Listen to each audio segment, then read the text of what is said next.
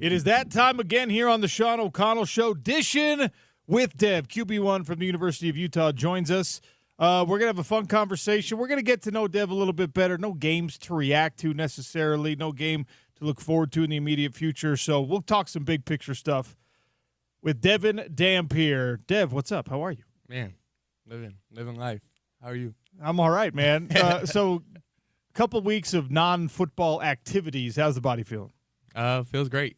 Had a lot of time to recover. Just be with my family for a little bit past weekend. Been with friends, a lot of off time, so it's been good.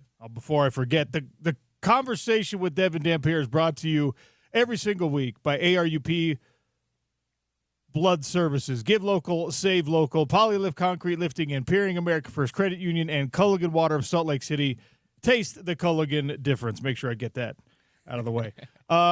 So you all were watching Conference Championship weekend, and the first matchup with BYU and Texas Tech looked a lot like the second matchup with BYU and Texas Tech. The Red Raiders continue their dominance, win their first conference championship in 70 years, something like that, and they're now a top 4 seed in the college football playoff. Did that play out kind of how you expected? Yeah, I mean, Tech's a good team, no doubt about it. And, I mean, we had a pretty close game against BYU. They got that win over us. But Tech's a good team. I knew they were going to dominate. I could tell by when we played them, maybe week 4, they were ready early in the season. So you just know later on they're going to keep getting better. And, yeah, they had a solid squad this year. The most impressive thing about what they did, and we've talked a lot about how they spent a lot of money and brought in kind of the top free agents in college football, that the guys that were headed into the transfer portal. And that's great, and it's awesome that they're able to do that. But you still got to coach it up, and you still got to get a team like that, a talented team, to play together. And in this era of college football, everyone has to do that to some extent. But that was the most impressive thing about what they did, is like David Bailey, talented guy. Romello Height, talented guy. They were better at Texas Tech than they were anywhere else because they were coached up properly, because they believed in what that defense was doing, and obviously the results speak for themselves. Yeah, you can definitely tell they have a culture, even bringing in all those new guys. That's a shout-out to their head coach, just being able to bring all those new guys in and set a foundation, set a culture, and their captains holding that standard. You can tell they definitely got culture behind them. And look, you've experienced that at the University of Utah. You were a newcomer this year and integrated yourself pretty smoothly into what we think Utah football culture is. But how big of a challenge is that when you are a newcomer, and not just a newcomer, but it's not like you're the freshman coming in and maybe redshirting. It's like, hey, newcomer, you're going to be our starting quarterback day one. Yeah, no doubt. I'd say the biggest part, that's the guys you recruit. I think Utah recruits certain guys that they know may already have a feeling of the culture, can already come in as who they are, but just know that they're adaptable, know they can change, and just be their best versions inside of it. So as we're watching Conference Championship weekend, the question was for Utah, not where you're going to go necessarily, because it felt like the Vegas Bowl was probably the most likely destination, but who this team was going to play. And now we know Utah versus Nebraska, New Year's Eve in Las Vegas for the Vegas Bowl. What do you know about Nebraska football right now? Man, Dylan Raiola, he used to go to Arizona. He was at Chandler. So, I mean, I know him for sure. And their running back, Emmett, I'm from Minnesota. Also, I just had that connection with him. I met him during the off-season workout, stuff like that. So that's what I know about them. We just started diving into film literally yesterday. We got like 15 practices until our game. So, just early start of it. So Nebraska as a program, I was a 90s kid coming up, right? That was the Nebraska glory days.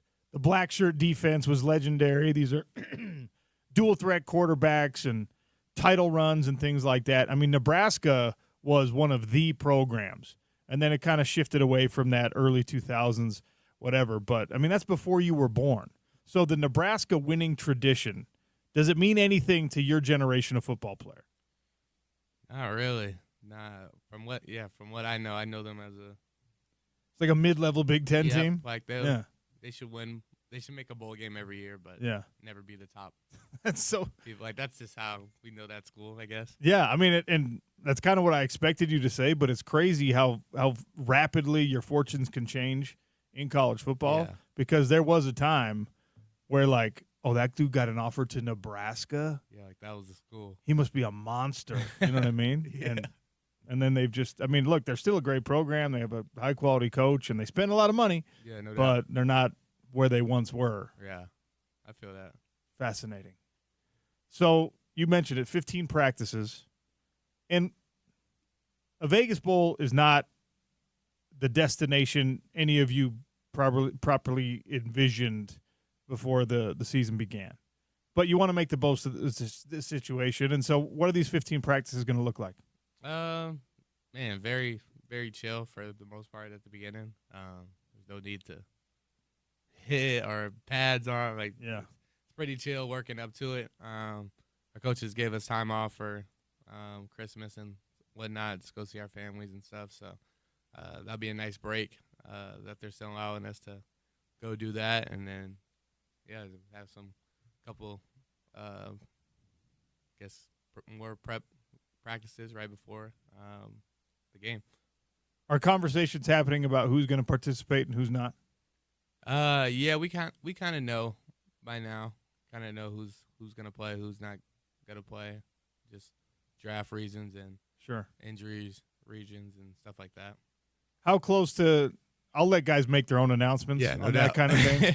But how close to like full strength, or how close to, if you wanted to put a percentage on it, does this look like the Utah football team that we saw during the regular season for the most part? Yeah, no doubt. I think, a lot of guys want to play. Okay, for sure. Even the guys that said they didn't want to play, they wanted to play too. Just better for them. The transfer portal announcements are already starting to come out in college football, even though we got 3 weeks before the portal itself actually opens and guys can officially be in the transfer portal. People are already making their plans known. A couple of Utes have already made their announcements, and looks like the Sam Levitt down at Arizona State. Like, there's going to be movement all over the place. Let's start with the Utes. Thatcher and Isaac Wilson, who was obviously one of your backups, they've already made their plans known.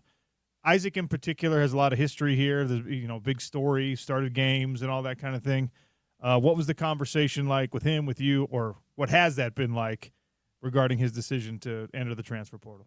Yeah, I think he had that idea in his head already about what he was going to do and stuff like that. So, we know you're a great player. Just unfortunate events, and we know you'd be better off somewhere else. And he felt that as well. So he was ready to take that challenge and go be great somewhere. So this is how the conversation goes. The portal's pretty open conversation now. It's going to happen every year. So it's a more open conversation than it is like people trying to keep it secret and stuff like that.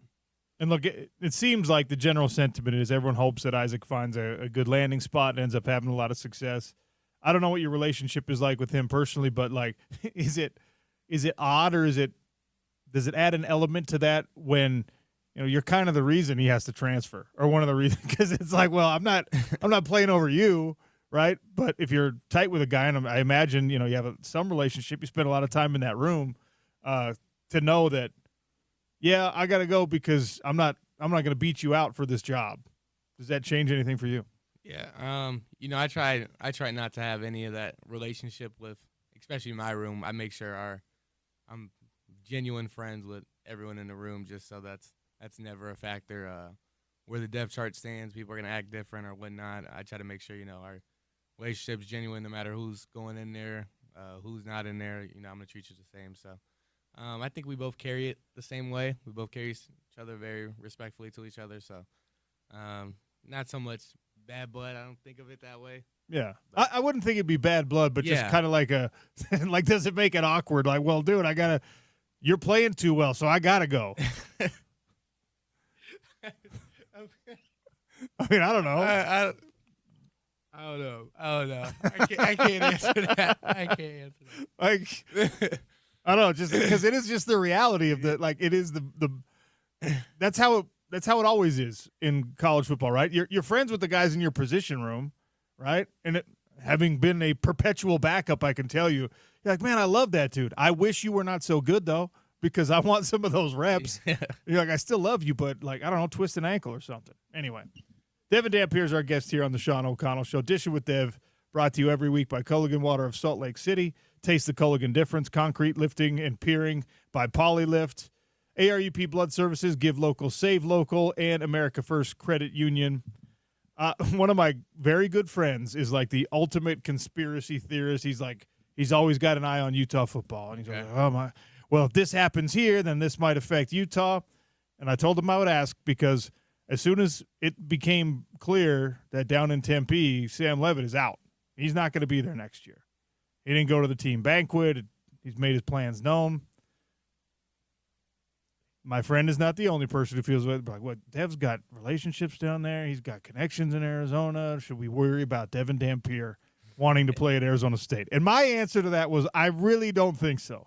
But I'm going to let you answer the question. Yeah, no, we're same place I was at. What was that, last week, 2 weeks ago? Man, I'm pretty happy to be where I'm at. These are the people that believed in me since the start, especially Coach Beck. So, yeah, I'm a very loyal person at the end of the day too. Just the people that believed in me since the beginning and whatnot. You know, that's where I feel comfortable being at. So, let's talk about the college football playoff. There's some controversy. There's some people talking about, hey, Notre Dame got snubbed. They got left out. Miami is in, obviously. This year, as you're well aware, 2 group of 5 schools because of how the ACC championship race and the ACC championship game played out. And there are folks out there that are like, James Madison and Tulane are in this thing. They cannot compete because you've got Vanderbilt outside looking in, BYU outside looking in, Utah outside looking in. And those 2 schools are in right now. They have that chance to compete. Your reaction to the final rankings and kind of where that picture looks with respect to especially 2 group of 5s getting in. Man, shoot. Tell me how you really feel. I got you. The group of 5 teams is tough. I mean, I get why they do it.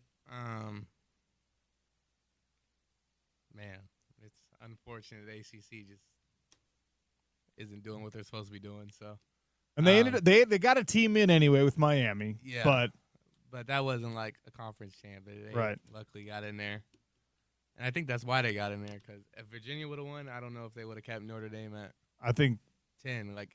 I think you're absolutely right. He wanted to put an ACC team in. I think you're absolutely right. I think that committee is aware, and Mark Harlan is on the committee, so we'll get him on at some point and ask him this question. But I think the committee is aware that if you don't have an ACC team in the college football playoff, that whole conference now is like, we're not watching. Yeah. We don't like this. This is a stupid. We all got screwed here collectively.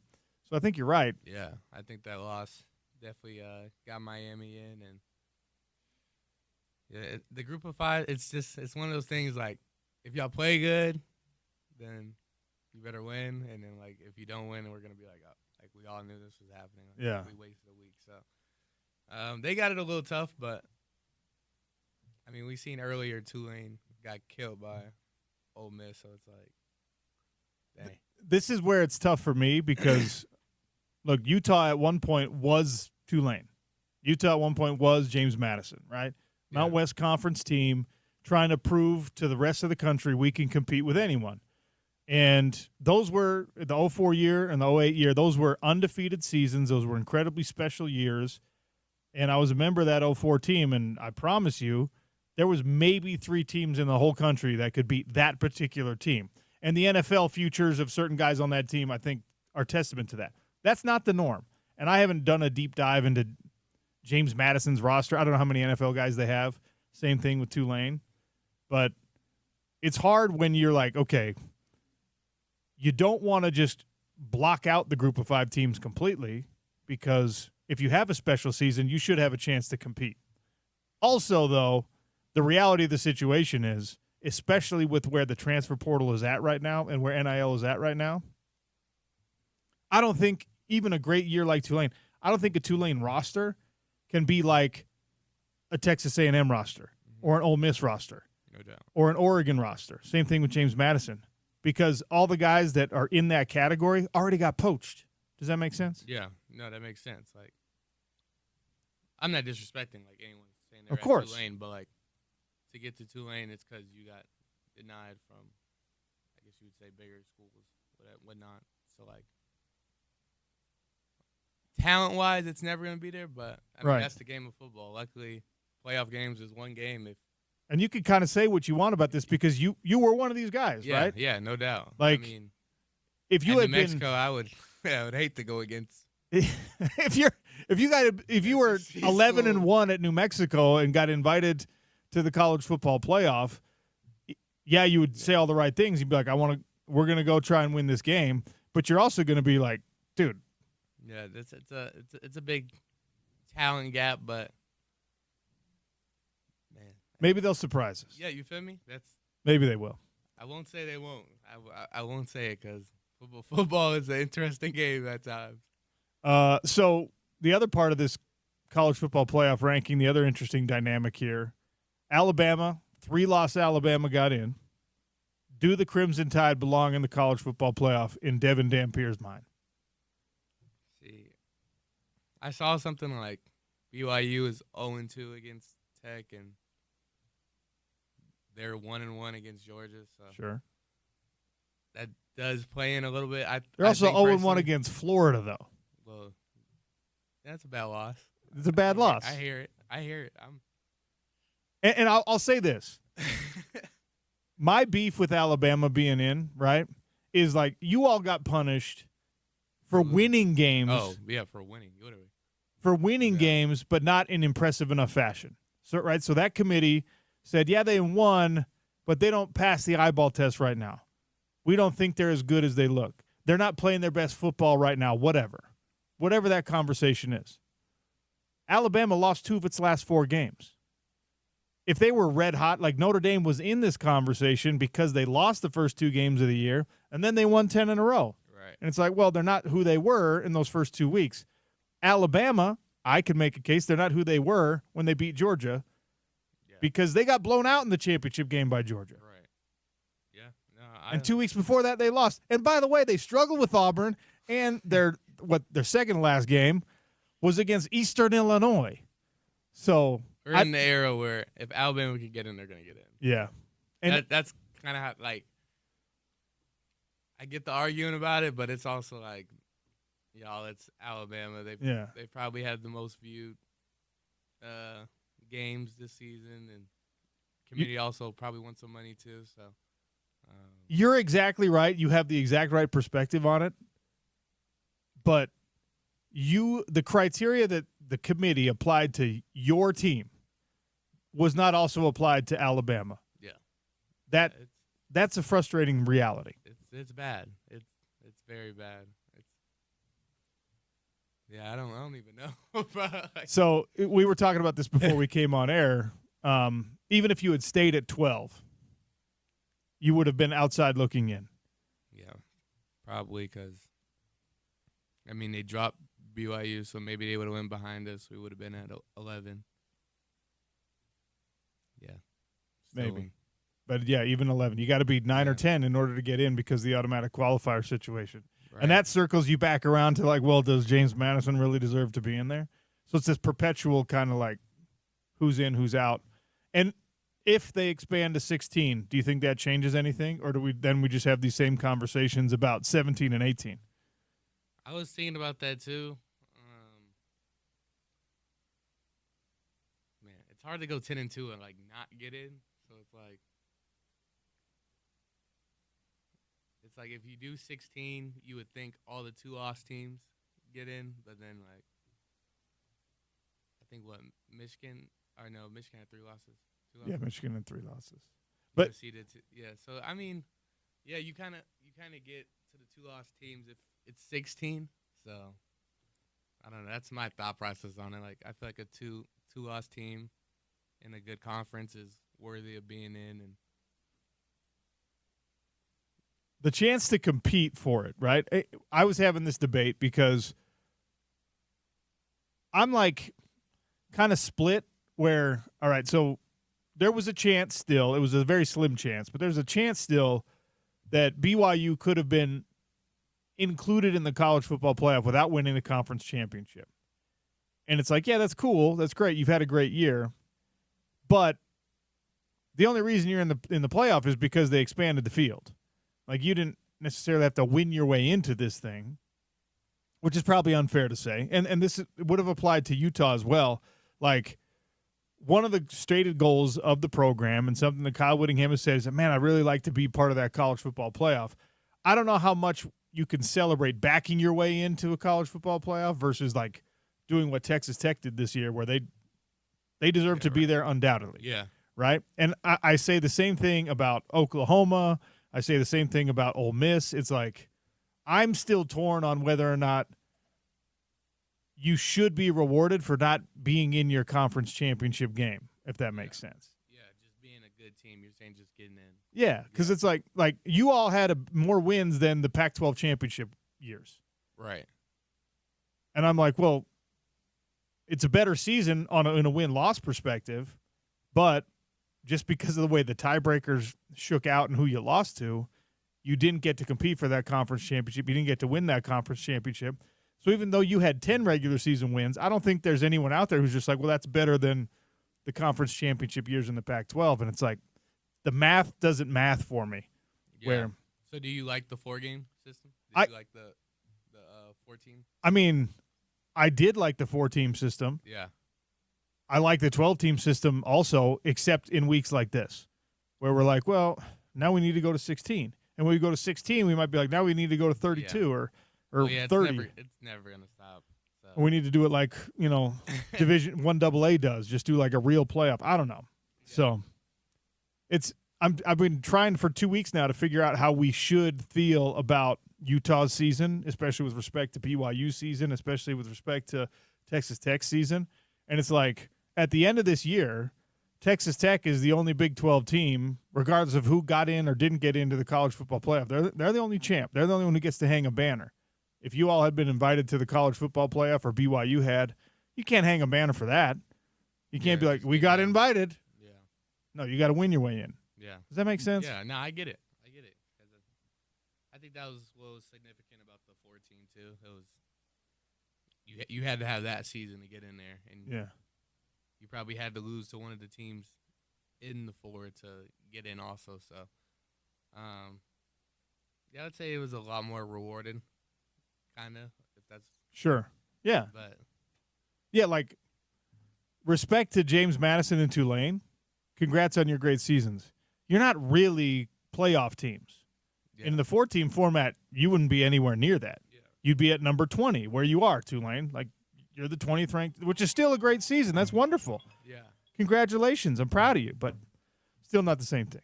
Yeah. I don't think every conference gets in, though. They kept it 4. No, you're absolutely right. So. You got 2 SEC teams, and well, this year you would have 2 Big Ten teams, right. Georgia and Texas Tech. That would be your playoff. Yeah. So I'd be here for that, though. I'd be Indiana Tech and Georgia Ohio State in the semifinal games. I mean, come on. I'm not trying to take us backwards, Dad, but I'm just saying that would be a nice, tight little bracket. All right, before we let you go, big news this week in the Utah football world, the Utah athletics world. Private equity firm coming in, purchasing a share of Utah athletics effectively. They're going to split off, do a for-profit Utah Brands and Entertainment situation. And on face value, what this is it's economic opportunity for the athletic department. It's an opportunity for the football team and the basketball team especially to make sure that guys like you don't go anywhere, and then you can bring in a lot more guys like you. I know you don't have to get too far in the weeds with the business stuff, but what do you think about this announcement that Utah found a creative way to go out and get more money to make your team more competitive? Yeah, that's great for Utah. Obviously, I think BYU's in that direction with what they're doing and stuff like that. So, I'm glad that the whole state of Utah is, on board with wanting to be one of those teams that can compete with what we quote-unquote consider the higher schools or whatever. I think we're one of those teams that got up there with the lower budget than the top teams. So, just gives us a better advantage to get an even playing field team. When you think about that, what you all were able to accomplish with probably, I don't know, half the money of what Texas Tech spent this year on the roster, and you look at it and say, okay, well, if we can have closer to where they're at, I mean, what kind of possibilities does that present? They should be able to bring in, top 3 weeks from now, top free agents. I don't like using that word in college football, but that's what it is. I mean, is that exciting? Yeah, no doubt. I mean, we made it pretty far with what we had, and just to know that things can only go forward from here. It gives me a lot of confidence in what Utah can be this next year and years going on as well. Well, we're looking forward to it. It's been great catching up with you again today. We'll talk again next week, and as we get closer to the bowl game, do you know what your Christmas plans are? You going back to Minnesota? You going to be in Arizona? Do you know what you're doing yet? I'm going to Arizona. Okay. Arizona, yeah. Will you be staying in Vegas after the bowl game for New Year's Eve? Yes, no doubt. Because what they'll do, all right, for all of you out there, what they'll do, because the season's over after that bowl game, so they'll say, all right, are you getting on the plane back to Salt Lake City with the team, or are you going to hang out with your friends and your family? I imagine Vegas Bowl, New Year's Eve, the game will be over about 6 p.m. local time, 5 p.m. local time. I imagine that plane on the way home right after the game is going to be pretty empty. Yeah, probably. Especially there's a lot of family that wants to go to this game as well. So you could imagine everyone's family is going to be out in Vegas those days, and it's just convenient that first is only a couple hours. Well, we'll talk about that more as it gets a little bit closer. Dev, always great catching up with you. Thanks, man. Always. Devon Dampier, Dishin with Dev, brought to you by Culligan Water of Salt Lake City, America First Credit Union, Polylift Concrete Lifting and Piering, and ARUP Blood Services.